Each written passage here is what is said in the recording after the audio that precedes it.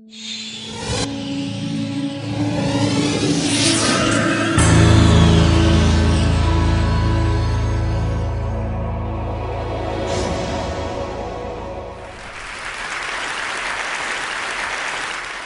was basically concerned about what was going on in the world. I couldn't understand the starvation, the destruction, the killing of innocent people. I mean, making sense of those things is a very difficult thing to do.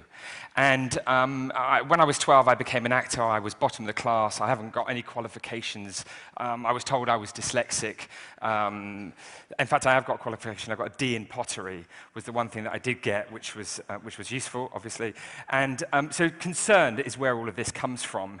And then, being an actor, I was doing these different kinds of things, and I felt the content of the work that I was involved in really wasn't cutting it, that there surely had to be more. And at that point, I read a book by Frank Barnaby, this wonderful nuclear physicist, and he said that media had a responsibility, that all sectors of society had a responsibility to try and progress things and move things forward. And that fascinated me, because I've been messing around with the camera for most of my life, and then I thought, well, maybe I can do something. Maybe I can become a filmmaker. Maybe I can use the form of film constructively to in some way make a difference. Maybe there's a little change I can get involved in. So I started thinking about peace, and I was obviously, as I said to you, very much moved by these images, trying to make sense of that. Could I go and speak to older and wiser people who would tell me how they'd made sense of the things that are going on? Because it's obviously incredibly frightening. But I realized that, having been messing around with structure as an actor, that a series of sound bites in itself wasn't enough, that there needed to be a mountain to climb, there needed to be a journey that I had to take, and if I took that journey, no matter whether it failed or succeeded, would be completely irrelevant. The point was that I would have something to hook the questions of, is humankind fundamentally evil? Is the destruction of the world inevitable? Should I have children? Is that a responsible thing to do, etc., etc.? So I was thinking about peace, and then I was thinking, well, where's the starting point for peace? And that was when I had the idea. There was no starting point for peace. There was no day of global unity. There was no day of intercultural cooperation. There was no day when humanity came together, separate all of those things, and just shared it together, that we're in this together. And that if we united and we interculturally cooperated, then that might be the key to humanity's survival. That might shift the level of consciousness around the fundamental issues that humanity faces if we did it just for a day. So obviously, we didn't have any money. I was living in my mum's place, and we started writing letters to everybody. I mean, you very quickly work out, what is it that you've got to do, to kind of, fathom that out. I mean, how do you create a day voted by every single head of state in the world to create the first ever ceasefire non-violence day, the 21st of September? And I wanted it to be the 21st September because it was my granddad's favorite number. He was a prisoner of war. He saw the bomb go off at Nagasaki. It poisoned his blood. He died when I was 11. But he was like my hero. And the reason why 21 was the number is 700 men left. 23 came back, 2 died on the boat, and 21 hit the ground. And that's why we wanted it to be the 21st of September as the Day of Peace. So we began this journey, and we launched it in 1999, and we wrote to heads of state, their ambassadors, Nobel Peace Laureates, NGOs, faiths, various organizations, literally wrote to everybody. And very quickly, some letters started coming back. And we started to, sort of build this case. And I remember the first letter. One of the first letters was from the Dalai Lama, and of course, we didn't have the money. We were playing guitars and getting the money for the stamps that we were sending out all of these emails. And a letter came through for the Dalai Lama saying, this is an amazing thing, come and see me. I'd love to talk to you about the first ever Day of Peace. And we didn't have the money for the flight. I rang Sir Bob Ayling, who was CEO of BA at the time, and said, mate, we've got this, invitation, could you give me a flight? Because we're going to go and see him. And of course, we went and saw him, and it was amazing. And then Dr. Oscar Arias came forward. And actually, let me go back to that slide, because when we launched it in 1999, this idea to create the first ever Day of Ceasefire and non-violence, we invited thousands of people, well, not thousands, but hundreds of people, lots of people, all the press, because we were going to try and create the first ever World Peace Day, a peace day. And we invited everybody, and no press showed up. I mean, there were 114 people there. They were mostly my friends and family. And that was kind of like the launch of this thing. But it didn't matter, because we were documenting, and that was the thing. It's a win. For me, it was really about the process. It wasn't about the end result. And that's the beautiful thing about the camera. They used to say the pen is mightier than the sword. I think the camera camera is, and just staying in the moment with it was a beautiful thing and really empowering, actually. So anyway, we began the journey, and here you see people like Mary Robinson I went to see in Geneva. I'm cutting my hair, it's getting short and long, because every time I saw like Kofi Annan, I was so worried that he thought I was a hippie that I'd cut it, and that was kind of what was going on. But I'm not worried about it now. But so Mary Robinson, she said to me, listen, this is an idea whose time has come. This must be created. Kofi Annan said this will be beneficial to my troops on the ground. The OAU at the time, led by Salim Ahmed Salim, said I must get the African countries involved. Dr. Oscar Arias, Nobel Peace Laureate, President now of Costa Rica, said, I'll do everything that I can. So, I went and saw Amri Musa at the League of Arab States. I mean, I met Mandela at the Arusha Peace Talks, and so on and so on and so on. Well, I was building the case to kind of prove whether this idea would make sense. And then we were listening to the people. I mean, we were documenting everywhere. 76 countries in the last 12 years I've visited, and I've always spoken to women and children wherever I've gone. I've recorded 44,000 young people. I've recorded about 900 hours of their thoughts. I'm really clear about how young people feel when you talk to them about this idea of having a starting point for their actions for a more peaceful world through their poetry, their art, their literature, their music, their sport, whatever it might be. And we were listening to everybody, and it was an incredible thing. Working with the UN and working with NGOs and building this case. I felt that I was presenting a case on behalf of the global community to try and create this day. And the stronger the case and the more detailed it was, the better chance we had of creating this day. And it was this stuff, actually, this where I actually was in the beginning kind of thinking, no matter what happened, it didn't actually matter. It didn't matter if I didn't create the day of peace. The fact is if I tried and it didn't work, then I could make a statement about how unwilling the global community is to unite.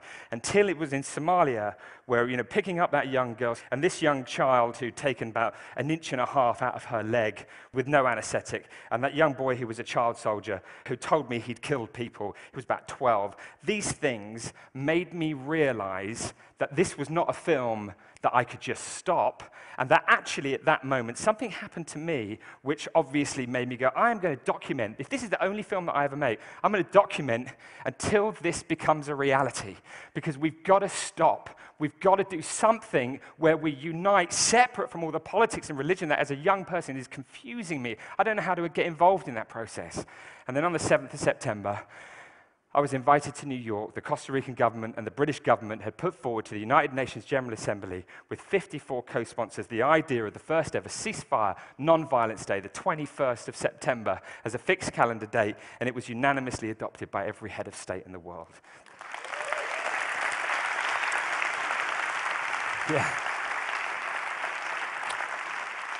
Yeah, the hundreds of individuals obviously made that a reality, and thank you to all of them. I mean, that was an incredible moment. I was at the top of the General Assembly just looking down into it and seeing it happen. And as I mentioned when it started, we were at the Globe and there was no press, and now I was thinking, well, the press is really going to hear this story, and suddenly we'll start to institutionalize this day. And Kofi Annan invited me on the morning of the September the 11th to do a press conference. And it was 8 a.m. when I was stood there, and I was waiting for him to come down, and I knew he was on his way. And obviously, he never came down. The statement was never made. The world was never told there was a day of global ceasefire and non-violence. And it was obviously a tragic moment for the thousands of people who lost their lives there and then subsequently all over the world. It never happened. And I remember thinking, this is exactly why, actually, we have to work even harder. And we have to make this day work. It's being created, nobody knows, but we have to continue this journey, and we have to tell people, and we have to prove it can work. And I left New York, freaked, but actually empowered, and I felt inspired by the possibilities that if it did, then maybe we wouldn't see things like that. I remember, sort of putting that film out and going, the cynics. I was showing the film, and I remember being in Israel getting absolutely slaughtered, by some guys having watched the film that, it's just a day of peace. It doesn't mean anything. It's not going to work. You're not going to stop the fighting in Afghanistan. The Taliban won't listen, etc., etc. It's just symbolism. And that was like even worse than actually what had just happened in many ways, because it couldn't not work. I'd spoken in Somalia, Burundi, Gaza, the West Bank, India, Sri Lanka, Congo, wherever it was, and they'd all tell me, if you create a window of opportunity, we can move aid, we can vaccinate children. Children can lead their projects, they can unite, they can come together. If people will stop, lives will be saved. That's what I'd heard, and I'd heard that from the people who really understood what conflict was about. And so I went back to the United Nations. I decided that I'd continue filming and make another movie. And I went back to the UN for another couple of years. We started moving around the corridors of the UN system and governments, and NGOs, trying desperately to find somebody to come forward and have a go at it.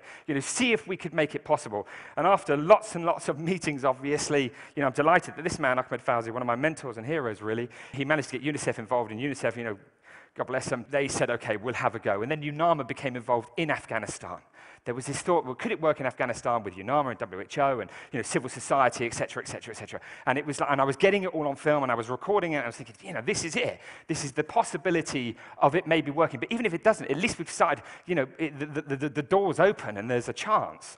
And so I went back to London, and I went and saw this chap, Jude Law, and I saw him because he was an actor, I was an actor, I had a connection to him, because we needed to get some press, we needed some traction, we needed the media to be involved, because if we could start pumping it up a bit, maybe more people would listen, and there would be more kind of like, when we got into certain areas, maybe there would be more people kind of interested, and maybe we'd be helped financially a little bit more, which was desperately difficult, but I won't go into that. But so Jude said, okay, I'll do some statements for you. And whilst I was filming these statements, he said to me, where are you going next? I said, I'm going to go to Afghanistan. He's like, really?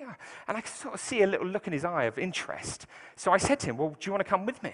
Do you want to come? It would be really interesting if you came. It would help, and it would bring attention, and that attention would help kind of leverage the situation, as well as all of the other sides of it. I mean, I think there's a number of pillars to success. One is you've got to have a great idea. The other is you've got to have a constituency. You've got to have finance, and you've got to be able to raise awareness. And actually, I could never raise awareness by myself, no matter what I'd achieved. So these guys were absolutely crucial. So he said yes, and we found ourselves in Afghanistan. It was a really, incredible thing that when we landed there, I was talking with various people, and they were saying to me, you've got to get everybody involved here. You can't just expect it to work. You have to get out and work. And we did. And we traveled around, and we spoke to elders, we spoke to doctors, we spoke to nurses, we held press conferences, we went out with soldiers, we sat down with ISAF, we sat down with NATO, we spoke down with the UK government. I mean, we basically sat down with everybody, in and out of schools, with ministers of education, holding these press conferences, which of course now was loaded with press. Everybody was there. There was an interest in what was going on. This amazing woman, Fatima Gilani, was absolutely instrumental in what went on. She was a spokesperson for the resistance against the Russians, and her Afghan network was just absolutely everywhere, and she was really crucial in getting the message in. And then we went home, and we'd sort of done it. We had to wait now and see what happened. And I got home, and I remember one of the team bringing in a letter to me from the Taliban. And that letter basically said, we'll observe this day. We will observe this day. We see it as a window of opportunity, and we will not engage. We're not going to engage. And that meant that, humanitarian workers, wouldn't be kidnapped, or killed. And then suddenly, I obviously knew at this point there was a chance. And days later, 1.6 million children were vaccinated against polio as a consequence of everybody stopping.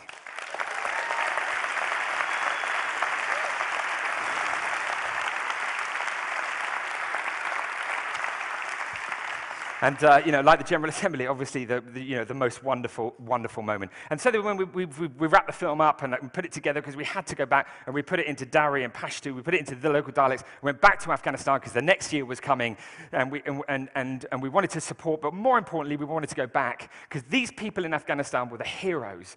They were the people who believed in peace and the possibilities of it, et cetera, and they made it real. And we wanted to go back and show them the film and say, look, you guys made this possible, and thank you very much. And we gave the film over, and obviously, it was shown, and it was amazing. And then that year, 2008, this ISAF statement, Kabul, Afghanistan, September 17th, General Stanley McChrystal, Commander of International Security Assistance Forces in Afghanistan, announced today ISAF will not conduct offensive military operations on the 21st of September. They were saying they would stop. And then there was this other statement that came out from the UN Department of Security and Safety saying that in Afghanistan, because of this work, the violence was down by 70%. 70% reduction in violence on this day of peace. And that completely blew my mind, kind of almost more than anything. And I remember being stuck in New York, this time because of the volcano, which was obviously much less harmful. But I was there thinking about what was going on, and I kept thinking about this 70% reduction in violence in what everyone said was completely impossible and you couldn't do. And that made me think that if we can get 70% in Afghanistan, then surely we can get 70% reduction everywhere. We have to go for a global truce. We have to utilize this day of ceasefire and non-violence and go for a global truce. Go for the largest recorded cessation of hostilities, both domestically and internationally, ever recorded. It's exactly what we must do. And on the 21st of September this year, we're going to launch that campaign at the O2 Arena to go for that process, to try and create the largest recorded cessation of hostilities. And we will utilize all kinds of things, kind of dance and social media and visiting, come to Facebook and visit the website and sign the petition. And it's in the 6 official languages of the United Nations. And we'll globally network with government, intergovernment, non-government, education, unions, sports. And you can see the education box there. We've got resources at the moment in 174 countries, trying to get young people to be the driving force behind the vision of that global truce. And obviously, the life-saving has increased, the concerts help, linking up with the Olympics. I went and saw Seb Coe. I said London 2012 is about truce. Ultimately, that's what it's about. Why don't we all team up? Why don't we bring truce to life? Why don't you support the process of the largest ever global truce? We'll make a new film about this process. We'll utilize sport and football. On the day of peace, there's thousands of football matches, all played from the favelas of Brazil to wherever it might be. So utilizing all of these ways to inspire, individual action. And ultimately, we have to try that. We have to work together. And when I stand here in front of all of you and the people who will watch these things, I'm excited, on behalf of everybody I've met, that there is a possibility that our world could unite, that we could come together as one, that we could lift the level of consciousness around the fundamental issues brought about by individuals. I was with Brahimi, Ambassador Brahimi. I think he's one of the most incredible men in relation to international politics. In Afghanistan, in Iraq, he's an amazing man. And I sat with him a few weeks ago, and I said to him, Mr. Brahimi, is this nuts? I mean, going for a global truce, is this possible? Is it really possible that we could do this? He said, it's absolutely possible. I said, what would you do? Would you go to governments and lobby and use the UN system? He said, no, I talk to the individuals. It's all about the individuals. It's all about you and me. It's all about partnerships. It's about your constituencies. It's about your businesses. Because together, by working together, I seriously think we can start to change things. And there's a wonderful man sitting in this audience, and I don't know where he is, who said to me a few days ago, he said, Jeremy, because I did a little rehearsal, and he said, I've been thinking about this day, and I've been imagining it as a square with 365 squares, and one of them's white. And it then made me think about a glass of water, which is clear. If you put one drop of something in that water, it'll change it forever. By working together, we can create peace one day. Thank you, Ted. Thank you. Thank you, thank you.